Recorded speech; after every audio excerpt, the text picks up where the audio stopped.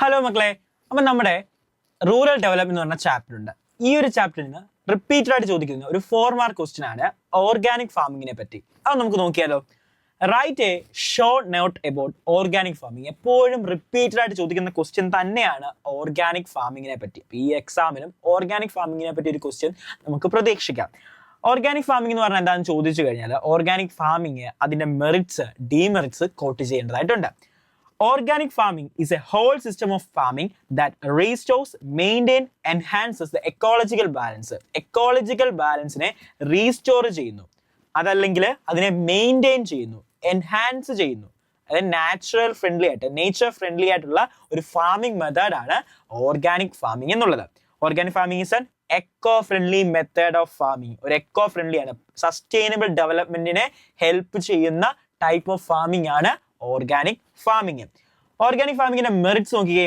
Organic ഫാമിങ്ങിന്റെ മെറിറ്റ്സിനകത്ത് first one is pesticide free food and product in sustainable way. അതായത് pesticide free ആണ്. നമ്മൾ ഓർഗാനിക് ഫാമിങ്ങിൽ നിന്ന് കിട്ടുന്ന വിളകള് എന്താണ്, വിഷാംശമില്ലാത്തതാണ്, അതുപോലെ സസ്റ്റൈനബിൾ വേയിലാണ് പ്രൊഡ്യൂസ് ചെയ്യുന്നത്.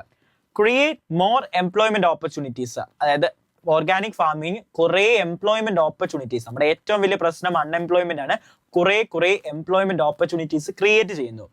Have high nutritious value. ഓർഗാനിക് ഫാമിങ്ങിന്റെ ഫുഡ്സ് വളരെ ന്യൂട്രീഷ്യസ് വാല്യൂ ആണ്. കാരണം പെസ്റ്റിസൈഡ്സോ കെമിക്കൽസോ ഒന്നും ചേർക്കാതെ പ്രൊഡ്യൂസ് ചെയ്യുന്നതായതുകൊണ്ട് വളരെ ന്യൂട്രീഷ്യസ് വാല്യൂസ് ഉണ്ട്.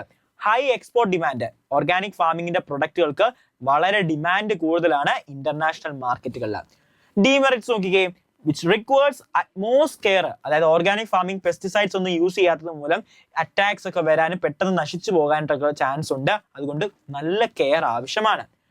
And appropriate policy should be brought in for organic farming. നമ്മുടെ ഗവൺമെന്റ് എന്ത് ചെയ്യണം, ഓർഗാനിക് ഫാമിങ്ങിന് വലിയ സപ്പോർട്ട് ഒന്നും പ്രൊവൈഡ് ചെയ്യുന്നില്ല. അതിനുവേണ്ടി കൃത്യമായിട്ടുള്ള പോളിസി ഉണ്ടെങ്കിൽ മാത്രമേ അത് ഫെമിലിയർ ആകത്തുള്ളൂ.